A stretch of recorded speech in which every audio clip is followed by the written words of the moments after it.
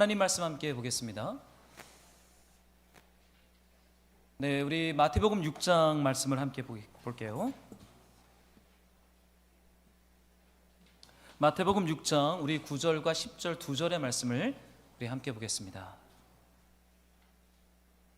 예, 찾으셨으면 우리가 오늘은 말씀이 좀 짧습니다. 우리가 함께 두 절의 말씀을 합독으로 함께 읽겠습니다. 우리 함께 읽겠습니다. 시작.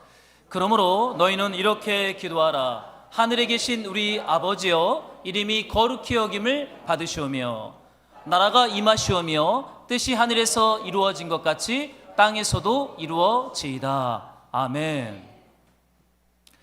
네, 우리 하나님 말씀 나누기 전에 우리 좀 앞뒤 좌우분들과 함께 우리 평화의 인사, 축복의 인사 좀 나누면 좋겠어요. 하나님 우리와 함께 하십니다 라고 서로 좀 축복할까요?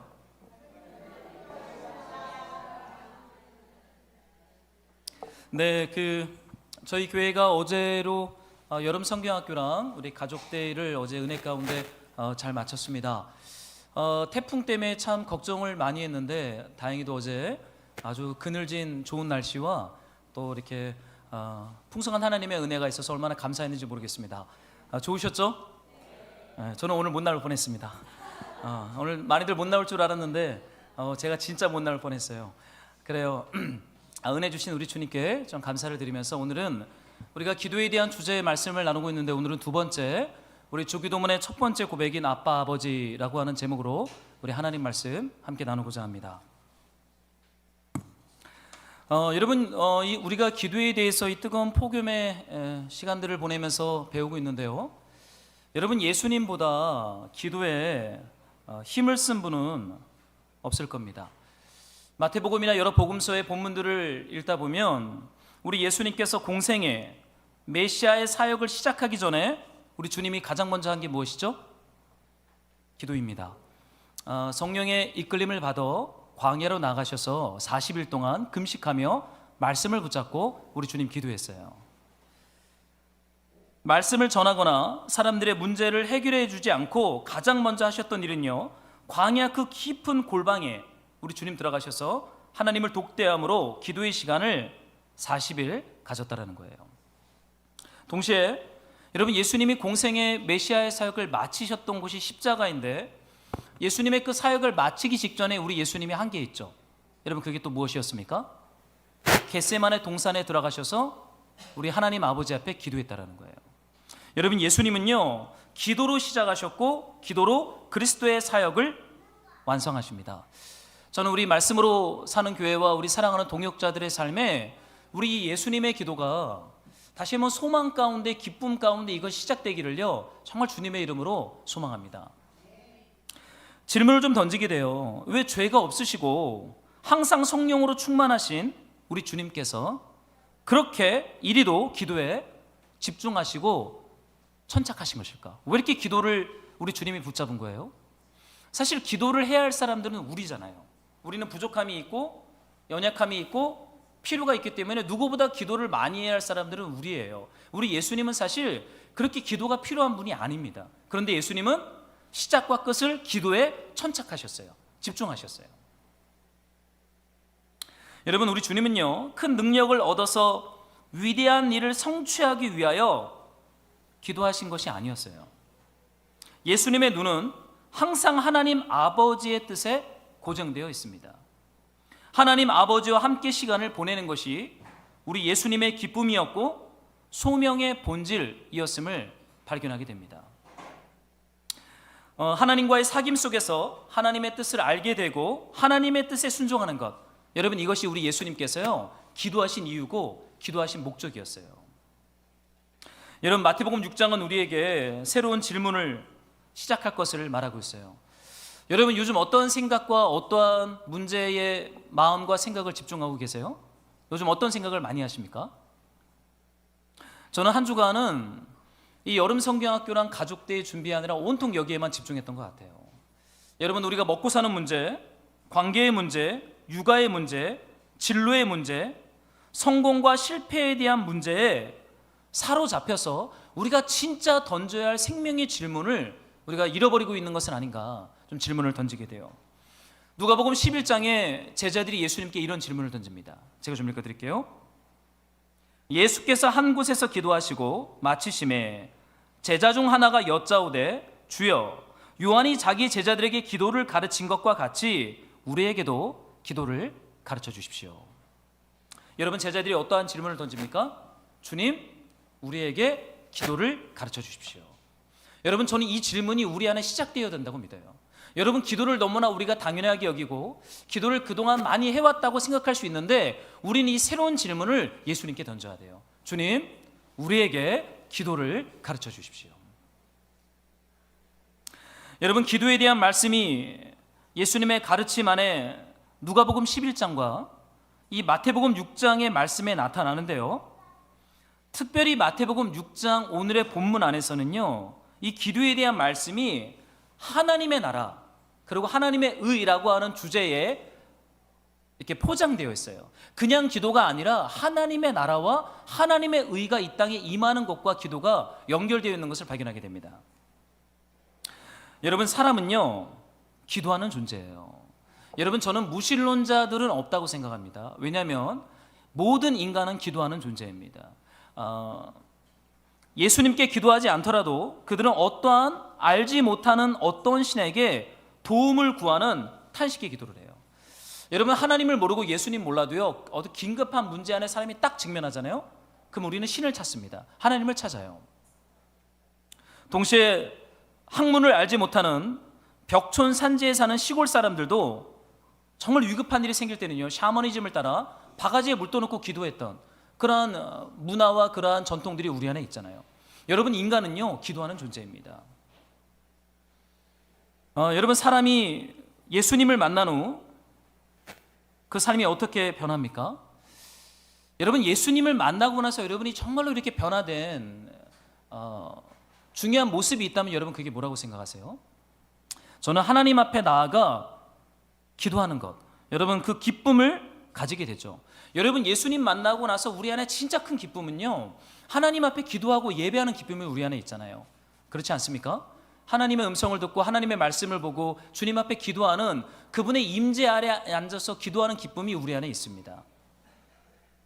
그런데 여러분, 거듭난 신자는 하나님의 자녀가 된 기쁨으로 인해서 하나님을 아버지라 부르며 마치 갓 태어난 아기가 옹알옹알 되듯이 그렇게 하나님 앞에 나가 기도하는 기쁨이 우리 안에 있어요. 제가 그래서 여름 성경학교를 개척하고 나서 작년에 처음 시작했어요. 작년에 어저께 했던 그 장소에서 여름 성경학교를 했는데요, 처음 거기에서 아이들과 함께 여름 성경학교를 할 때는 그 기도원이 왜 이렇게 커 보였는지 모르겠어요. 수영장도 커 보였고 예배당도 커 보였고 그 기도원이 커 보이는 거예요. 근데 어저께 아이들과 함께 일찍 모여서 이렇게 성경학교를 하고 찬양을 하고 레크레이션도 하고 그 기도원에 이렇게 있는데 이제 거기가 좀 작아 보이는 거예요. 뭐 사람이 많이 늘어서가 아닙니다. 사람들은 그대로예요. 왜 작아 보일까? 애들이 큰 거죠. 애들이 컸더라고요. 어제 제가 이렇게 성경학교를 하면서 많은 아이들은 아니지만 이 조그만 아이들이 이렇게 옹알옹알대면서 찬양하고 뛰어다니고 웃고 소리 지르는 걸 보면서 여러분, 생명은요 끊임없이 옹알옹알거립니다. 뭔가를 말하려고 해요. 뭔가를 노래하려고 해요. 뭔가 자기를 표현하려고 합니다. 여러분, 예수님을 믿고 나서 우리 안에 진짜 큰 기쁨이 있다는 것은요, 거듭남은요, 이제는 하나님 앞에 나아가 하나님을 아빠, 아버지라 부르짖으며 우리가 뭔가 옹알옹알대는 특별한 역사와 기적이 일어나지 않아도 하나님을 향하여 우리의 몸짓과 발짓과 우리의 언어로 하나님께 말하기 시작했다. 여러분, 이것이 거듭남의 신비고 생명의 신비인 것 같아요. 여러분, 예수님을 만난 사람들 안에 이 기쁨이 있어요. 우리 하나님과 사귀는 기쁨, 하나님 앞에 나아가는 기쁨, 하나님 앞에 기도하는 기쁨이 우리 안에 충만한 것이죠. 여러분, 그렇지 않습니까? 여러분, 예수님께서요 우리에게 기도를 가르쳐 주실 때, 그런데 믿음의 여정 속에서 이 주님 앞에 나아가 기도하는 기쁨을 빼앗기는 일들이 생길 수 있다, 우리에게 경고하고 있어요. 여러분, 한번 질문을 좀 드릴게요. 여러분, 예배하고 말씀을 읽고 기도하는 것에 대한 여러분 안에 기쁨이 있습니까? 아니면 억지로 나오셨습니까? 예배가 그냥 숙제입니까?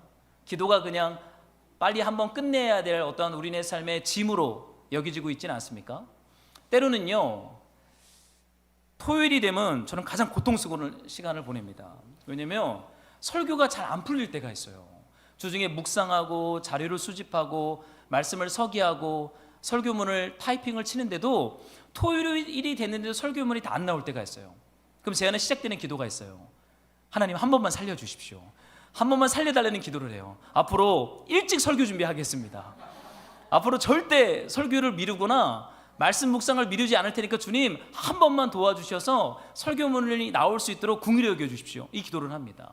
막 새벽 1시, 새벽 2시까지 막 쥐어 짜듯이 주님 앞에 도움을 구할 때가 있어요. 여러분, 저는 목회자이기 때문에 그럴 수 있겠지만 여러분들의 삶은 좀 어떠냐고요.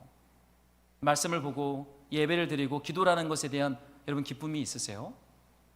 제가 개척교회 목사를 하지 않았다면 더 기뻤을까? 예배의 기쁨과 기도의 기쁨과 이렇게 봉사하는 것에 대한 기쁨이 내 안에 흘러넘쳤을까? 아니면 내가 개척교회 목사가 되었기 때문에 마치 숙제를 하나 끝내야 되는 그런 고단한 짐을 지고 가는 것은 아닌가 질문을 좀 던지게 됩니다. 그런데 본질은요, 아기들이 태어나면 옹알옹알거리고 노래하고 걷고 뛰는 것은 놀이예요. 기쁨이에요. 누가 이거를 숙제라거나 해야 하는 것으로 가르친 적이 없어요. 근데 여러분, 어떤 시점이 되었을 때 예배가 더 이상 놀이나 기쁨이 아니라 숙제가 되고 넘어서야 할 산이 되고 쳐내야 하는 업무가 될 때가 있어요. 여러분 기억하십시오. 그때는 빨간불입니다. 스탑해야 돼요. 네, 여러분, 예수님이 이런 말씀을 하세요. 여러분, 성경이 있으면 마태복음 6장을 좀 펼쳐보시면 좋겠어요. 제가 말씀을 좀 적어놓진 않았는데 마태복음 6장을 좀 한번 펼쳐보세요. 같이 좀 우리가 읽어보겠습니다. 1절이에요. 제가 읽습니다. 사람에게 보이려고 그들 앞에서 너희 의를 행하지 않도록 주의하라. 그리하지 아니하면 하늘에 계신 너희 아버지께 상을 받지 못하느니라. 여러분, 예수님께서 주기도문에 대해서 가르치시기 직전에 기도에 대해서 가르치면서 경고의 말씀을 하는데 그 내용이 뭐냐면 사람에게 보이려고 말하고 있습니다. 그 뒤에 5절에 가면 외식하는 것, 외식하는 것처럼 기도하지 말아라. 외식하는 것처럼 예배드리지 말아라. 사람에게 보이려고 하지 마라. 그리고 그 뒤에 어떤 말씀을 하냐면요, 하늘에 계신 너희 아버지께 상을 받지 못한다. 그러니까 사람에게 보이려고 하면 사람들한테 상을 다 받는다는 거예요. 사람에게 보이는 것과 상급, 이 두 단어를 좀 묵상하게 되었어요.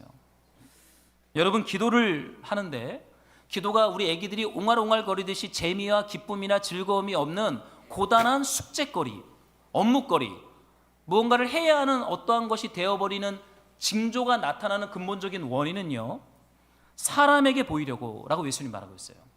물론 우리가 내가 2시간, 3시간 기도했다는 거 사람들한테 자랑하려고 기도하겠습니까? 지금 그걸 말하는 것은 아니죠. 사람들이 보기에 감탄할 만한 것을 상으로 받을 것을 기대하면서 기도하지 말라는 거예요. 여러분, 기도가 동력이 받으려면요, 기도에 응답이 있어야 됩니다. 여러분, 누가 기도를 많이 하는지 아세요? 기도 응답을 많이 받아본 사람들이 기도를 하더라고요. 그런데 여러분, 기도를 우리가 말할 때 어떠한 것을 말합니까? 사람들이 듣거나 보기에 감동받고 감탄할 만한 결과들이 나타났을 때 우리는 그 기도에 대해서 사실은 뿌듯함이 생겨요. 여러분, 생각을 해보세요. 보통 기도에 대한 베스트셀러 책들이 많이 나옵니다. 여러분, 그 베스트셀러 책을 쓰는 목사님들의 삶에 그 책을 쓰려면 어떠한 결과들이 나와야 되는지 아세요? 보통은 교회를 개척해서 어떤 시점이 지나 고난을 당하고 그 고난을 극복한 다음에 눈에 보일 만한 어떠한 열매와 결과들이 나타날 때 그 내용을 책으로 써야 베스트셀러로 그 책이 팔릴 수 있어요. 여러분, 사람들에게 보이려고, 그러니까 사람들이 생각할 때 감탄할 거나 감동을 받거나 자랑할 만한 기도 응답을 기대하면서 기도를 하면 그 기도에 대한 기쁨을 빼앗기게 된다 라고 예수님 경고하고 있어요.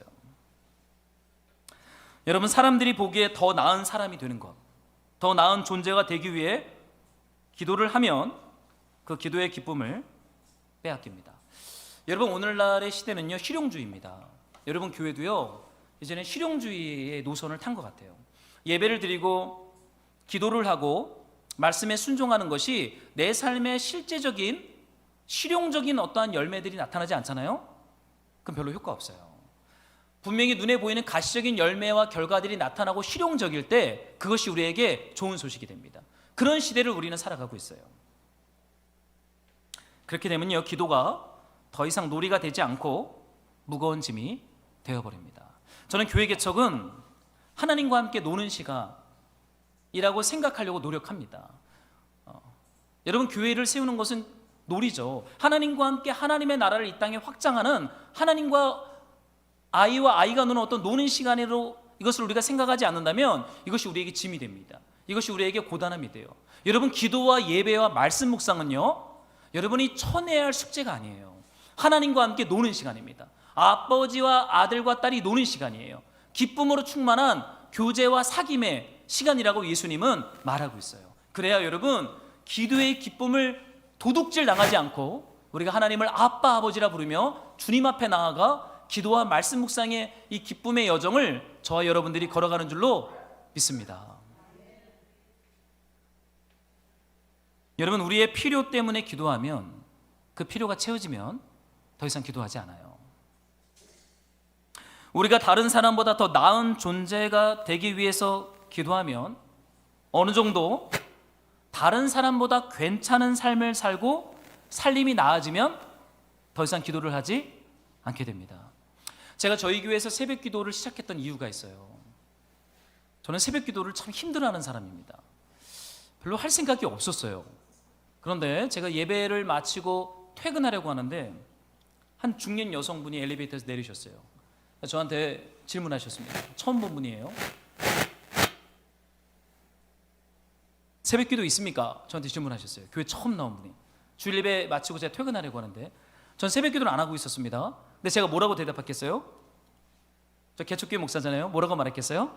새벽 기도 있습니다. 그랬어요. 새벽 기도 없는데 새벽 기도 있냐고 물어보니 처음 오신 분이 주일 예배 끝나고 퇴근하려고 하는데 제가 그랬죠. 새벽 기도 있습니다. 그랬어요. 언제부터 있습니까? 화요일부터 있습니다. 제가 그랬어요. 화요일날 나왔어요. 그분 나오셨더라고요. 그때부터 제가 6개월간 그분과 1대1로 새벽 기도를 했어요. 안 빠지더라고요. 근데 그분이 새벽 기도를 나온 이유가 있었습니다. 아들이 졸업반이었어요. 아들이 졸업반이었고 대기업 공채 시즌에 취업이 바늘게 낙타 들어가는 것보다 어렵잖아요. 그러니까 아들의 취업을 위해서 엄마가 기도하러 온 거예요. 서울에 있는 교회를 다니는 분이셨어요. 하루도 안 빠지고 나와요. 제가 펑크를 몇 번 냈거든요. 그 문자 옵니다. 목사님 오늘 못 나오시나요? 예배당 손잡이 붙잡고 기도하고 갑니다라고 문자가 오는 거예요. 대단한 분이셨어요. 저는 6개월 기도했습니다. 결국 아들은요 취업했어요. 물론 아멘 이거를 간증하는 게 아니라 포스코에 취업했다고 저한테 전화가 온 거예요. 권사님 축하드린다 그랬어요. 그 어려운 포스코에 들어가 대단합니다. 축하합니다. 하나님 하셔서 그랬어요. 그때부터 역사는 시작되었습니다. 새벽 기도를 안 나오기 시작했어요. 새벽 기도 안 오는데 아무도 없는 거예요. 이제 혼자 제가 새벽 기도를 해야 됩니다. 혼자 하다 보니까 이게 힘들더라고요. 그러니까 제 안에 하나님 이 기도에 대한 동기가 물론 개척교회 목사로서 성도를 섬기는 것에 대한 마땅한 책무도 있지만 제 안에 이 기도에 대한 기쁨과 이 기도에 대한 은혜가 사실은 본질에서 약간 벗어났던 것을 배웠던 시간이었어요. 여러분, 기도는요 내 필요가 채워지는 것을 위해서 하는 것이 기도가 아닙니다. 그거 채워지잖아요? 그럼 더 이상 기도하지 않아요. 기도는 사람에게 보이려고 하는 것 아닙니다. 여러분, 예수님 이렇게 말씀하세요. 마태복음 6장 6절인데요 한번 여러분들이 좀 읽어주시면 좋겠습니다. 6장 6절 함께 읽겠습니다. 시작.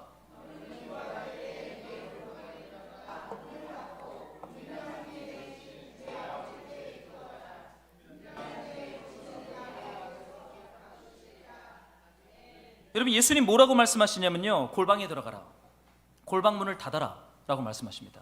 그리고는 은밀한 중에 계신 하나님 아버지, 은밀한 중에 보시는 하나님 아버지께 기도해라 라고 말합니다. 사람에게 보이려고 하는 문장이 여기 나타나지 않아요. 예수님의 기도는요 닫힌 골방 속으로 들어가라. 여러분 한번 생각해 보세요. 예수님의 기도는요 사람에게 보이려고, 즉 사람들이 보기에 매력이 있어 보이는 결과로 귀결되는 그런 기도는 아니었어요.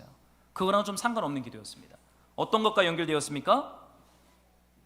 하나님, 은밀한 중에 계신 하나님 아버지, 은밀한 중에 보시는 하나님 아버지와 연결된 기도를 우리 예수님 했어요. 사람들이 볼 때요 저 사람 진짜 상을 받았구나, 이런 칭찬과 박수를 받을 만한 기도 응답과 열매가 예수님에게는 없었어요. 여러분, 예수님이 골방에 들어가서 기도했을 때 예수님에게 최종적으로 다가왔던 그 열매가 무엇이었습니까? 성경은 말하고 있죠. 예수님의 십자가를 우리 예수님 지시게 됩니다. 사람들에게 받아야 할 상이 전혀 없었어요.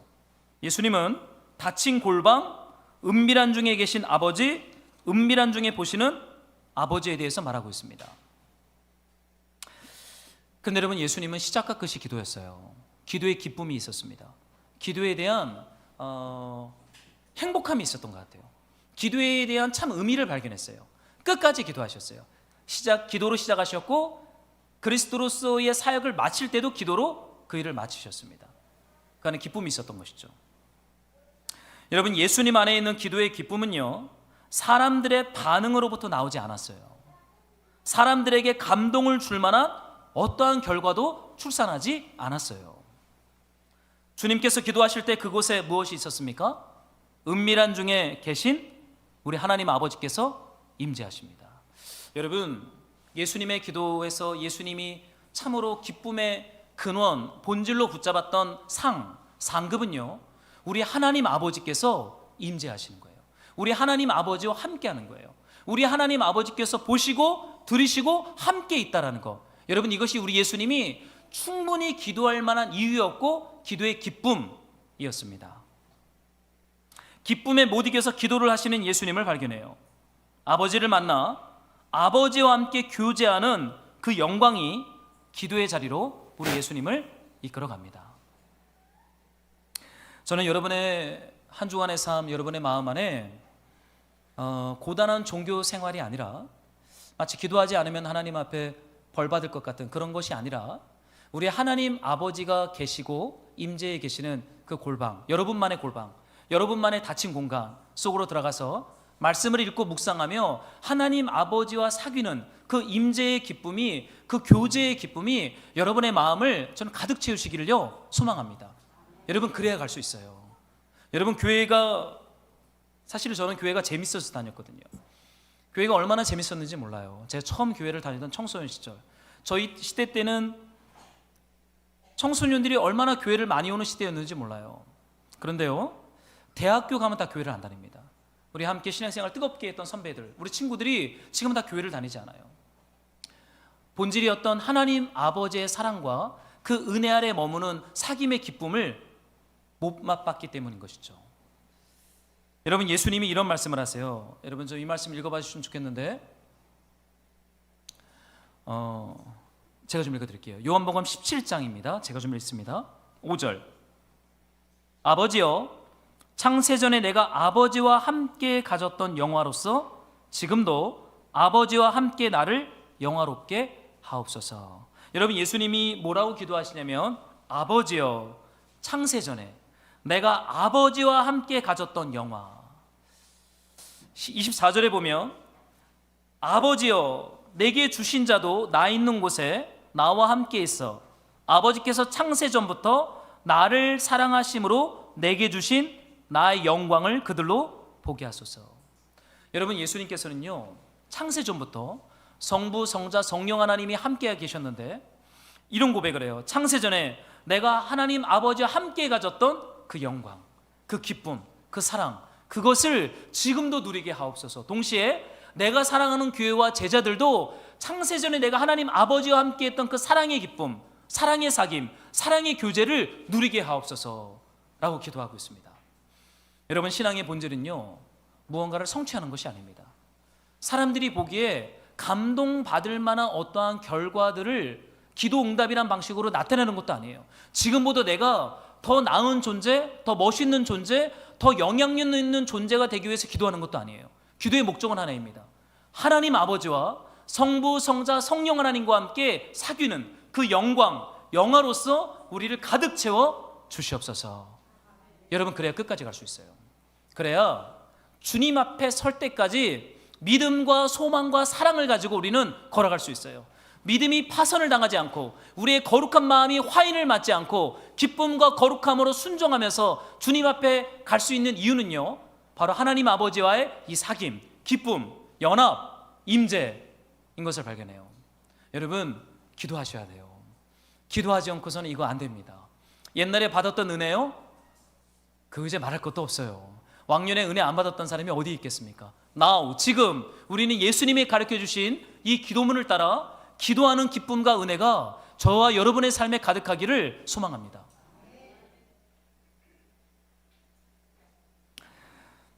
여러분, 예수님께서 이 영광과 이 기쁨의 자리로 저와 여러분들을 초대하고 있어요. 물론 그러면 우리의 필요를 주님이 안 채우시는가? 여러분, 그렇지 않아요.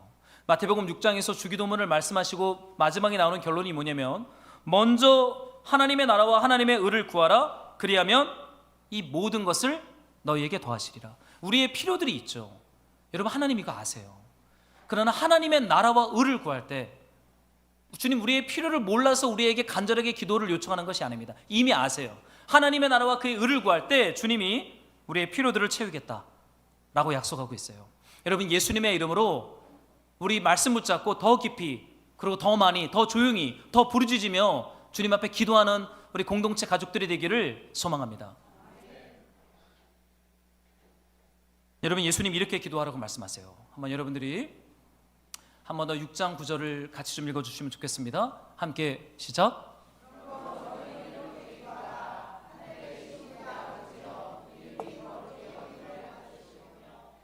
예수님 말씀하시기를 너희는 이렇게 기도하라.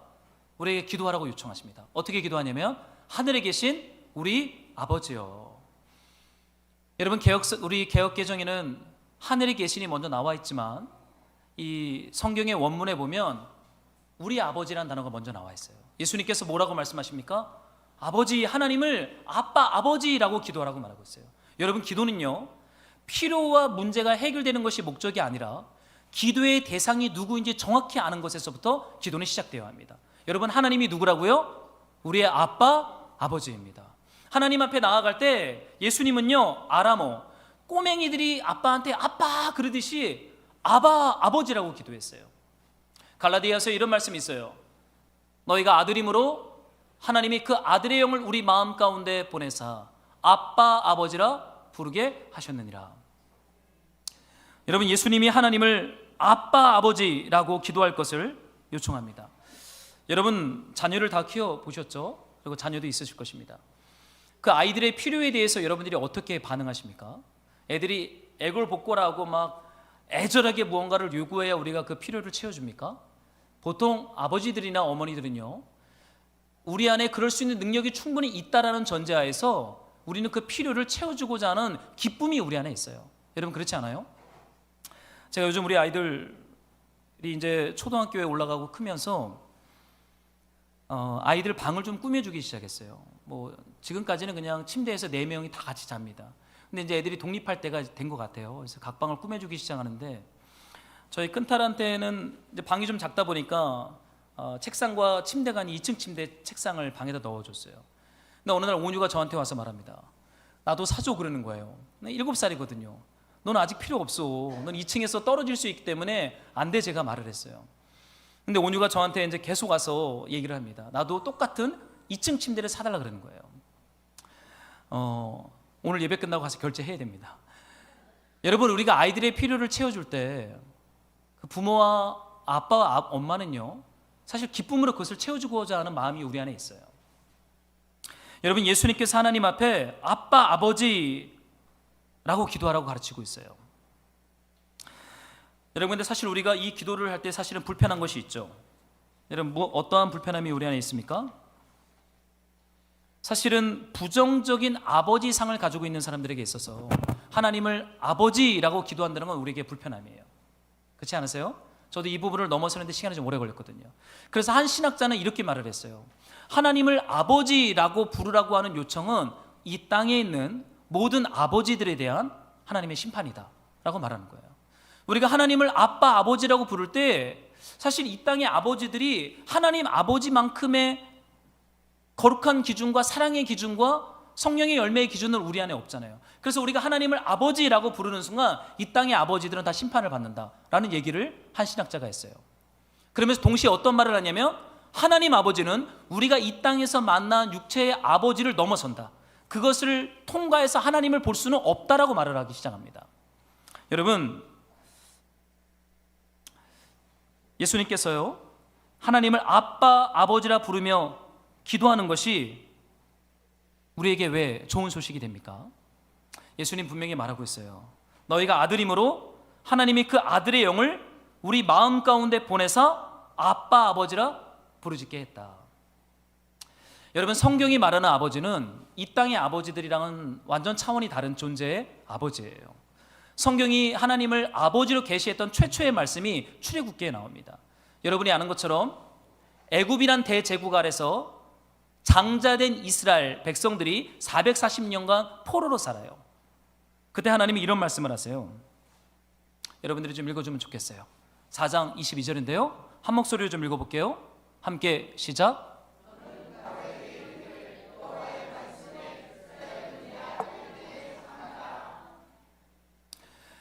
여러분, 하나님께서 이런 말씀을 하세요. 여호와의 말씀에 이스라엘은 내 아들, 내 장자다. 그럼 하나님이 지금 어떠한 존재로 이스라엘에게 계시되어지고 있습니까? 아버지로 계시되어지고 있는 거예요. 최초의 하나님 아버지 되심에 대한 말씀이 출애굽기에 나옵니다. 여러분, 지금 예수님은요, 주기도문을 따라 하나님을 아빠, 아버지라 부를 때 주기도문에서 말하는 것처럼 아버지의 나라가 우리 안에 임하도록 기도해라라고 말하고 있어요.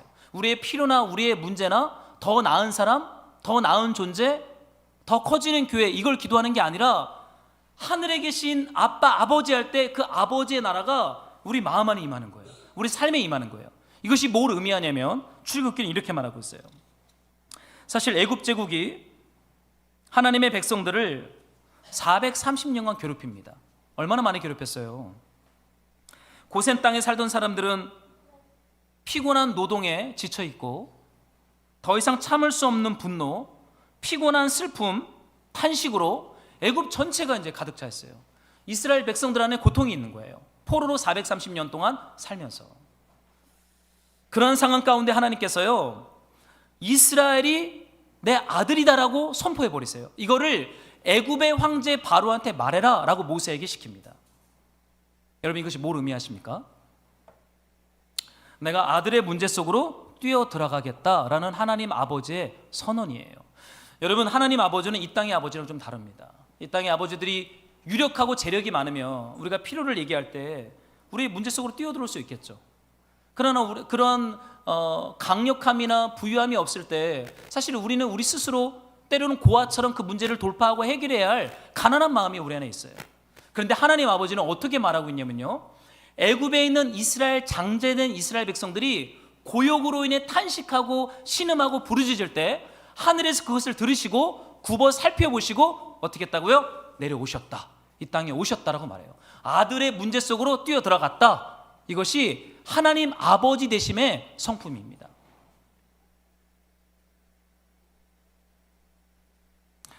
애굽 이스라엘 백성들을 괴롭히는 그 원수의 진영을 향하여 하나님 아버지께서 뛰어 들어가시고 그 원수의 진영을 해체하겠다. 그 원수들과 내가 싸우겠다라고 전쟁을 선포하세요. 이 강한 아버지, 창조주 하나님, 왕이신 하나님이 이스라엘의 아빠다, 아버지다라고 말하는 거예요. 그러니까 우리가 주기도문을 따라 예수님의 이름으로 하늘에 계신 우리 아빠, 아버지라고 기도할 때 그 아버지는 그냥 듣고 있는 게 아니라 우리의 문제 속으로 뛰어들어오십니다. 우리의 어떤 슬픔 속으로 뛰어들어오십니다. 우리의 결핍 속으로 뛰어들어오십니다. 그리고 죄로 인하여 망가지는 우리의 완악함 속으로 뛰어들어오십니다. 이게 하나님의 아버지 되심의 모습인 거예요. 여러분, 애굽은 성경에서 짐승의 나라로 표현되어집니다. 여러분, 애굽에서 섬겼던 숭배했던 신들은 대부분 짐승이었어요. 개구리, 황소, 이, 파리, 나일강, 태양, 여러 가지 이 신들의 모습들이 있는데 그 신들이 가리키는 방향은 짐승처럼 강력함을 어떤 상징하는 것들이 나타나고 있죠.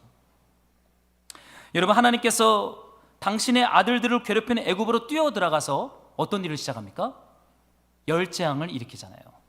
여러분이 읽고 아는 것처럼 나일강을 피로 만들고 그들의 안방과 밥상에 개구리 떼들이 올라오기 시작하고 암흑재앙, 이재앙, 마지막 장자재앙으로 주님이 애굽을 공격하시고 치세요. 여러분, 애굽에서 오래 살면요, 하나님의 형상이 짐승의 형상으로 망가집니다. 망가진 거예요. 하나님의 백성들이 애굽의 우상과 애굽의 폭정과 폭력 앞에서 몸도 망가지고 마음도 망가지고 영혼도 망가졌어요. 근데 우리 하나님 아버지께서 그 문제 속으로 뛰어들어가십니다. 말씀의 역사들 열재앙으로 애굽을 강타합니다. 애굽이 숭배하고 애굽을 부유하게 만들었던 대상들을 다 무력화시키세요. 이 열재앙은 하나님의 구원에 대한 구체적인 모습이에요. 여러분, 이스라엘 하나님의 장자들이 짐승의 형상을 닮게 만드는 그 애굽 제국을 초토화시켜버립니다. 여러분, 나중에 출애굽기를 한번 읽어보세요.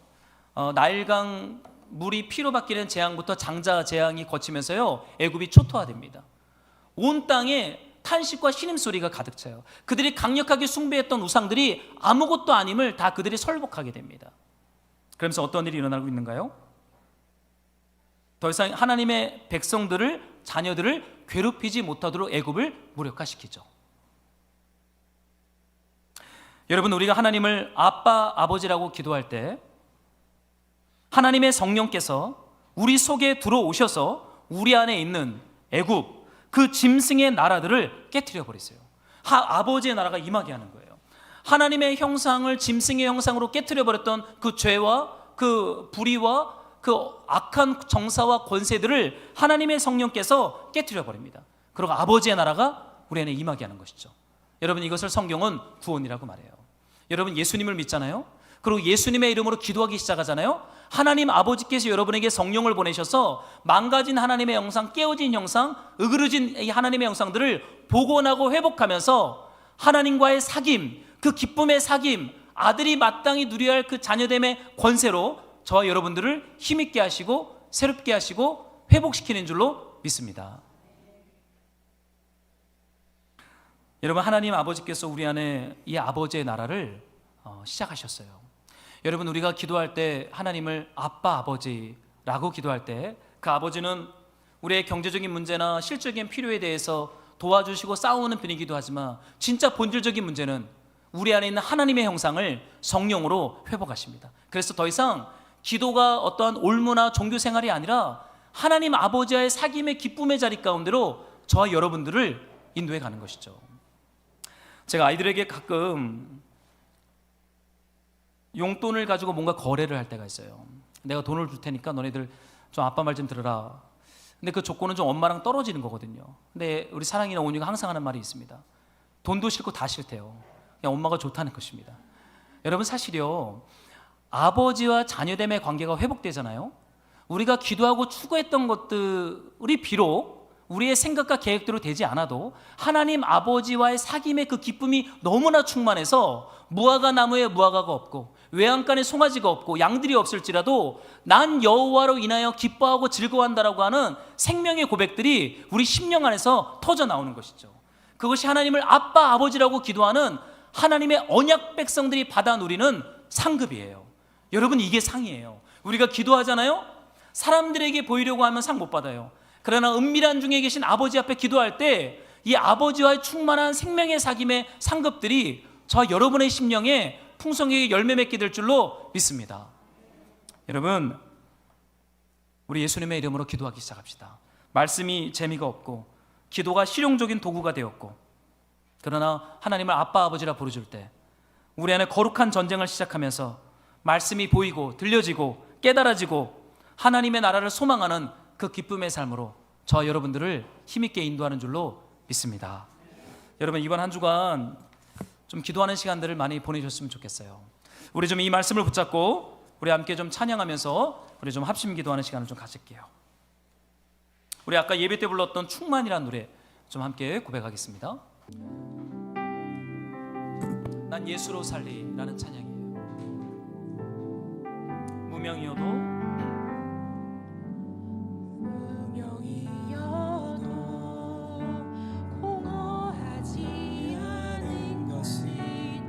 예수 안에 날 만족함이라. 가난하여도 부족하지 않은 것은 예수 안에 오직 나는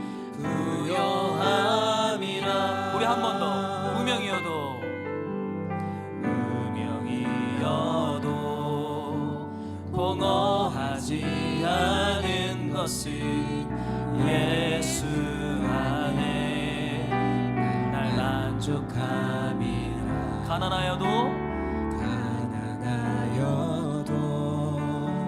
부족하지 않은 것은 예수 안에 오직 나는 부요함이라. 난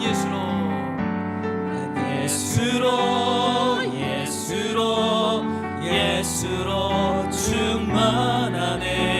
난 예수로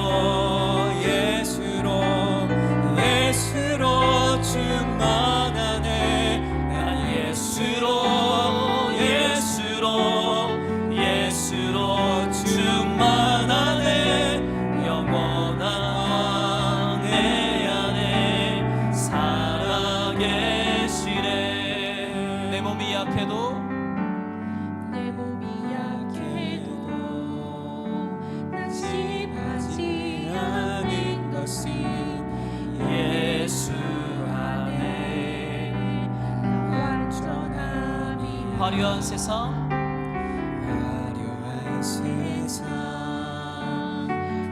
부럽지 않은 것은 난 예수로 충만함이라. 난 예수로 충만하네.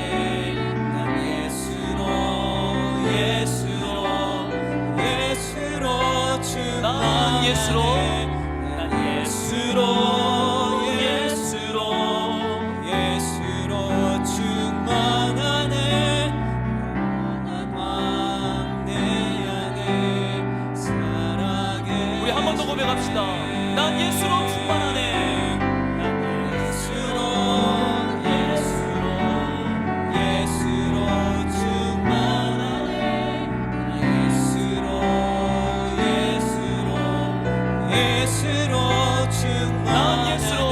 난 예수로 충만하네. 영원한 왕 내 안에 살아계시네.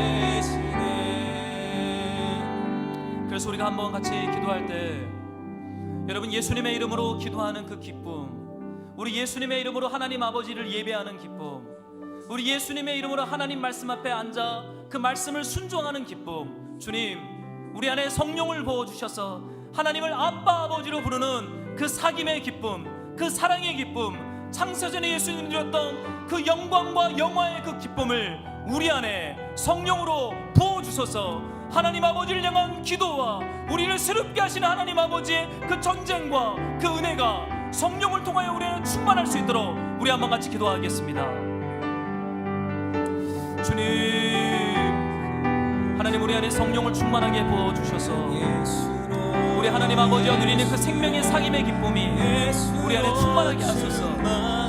종교 생활이 되지 않게 하여 주시고, 힘이 되지 않게 하여 주시고, 숙제가 되지 않게 하여 주시고, 날마다 예수님을 향한 사랑의 기쁨이 우리 안에 충만할 수 있도록 성령님 우리 안에 임재하소서. 성령을 부어주소서. 은밀한 중에 보시고 함께 하시는 우리 하나님 아버지의 임재로, 우리 성령님의 임재로, 우리 하나님 아버지의 사귐으로 주님 우리를 충만하게 하여 주시옵소서. 더 기쁨의 기도, 더 사랑의 선조, 하나님의 영상으로 복원되어지는 건강의 역사가 날마다 우리 안에 있게 하소서. 아버지,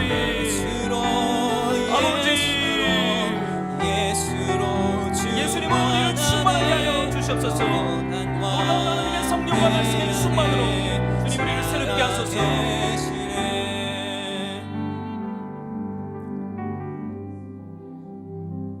사랑하는 주님, 우리 안에 말씀과 예배와 기도의 기쁨이 하나님이 우리 안에 허락하신 성령으로 말미암아 그 기쁨이 충만할 수 있도록 하나님 우리에게 은혜를 베풀어 주시옵소서.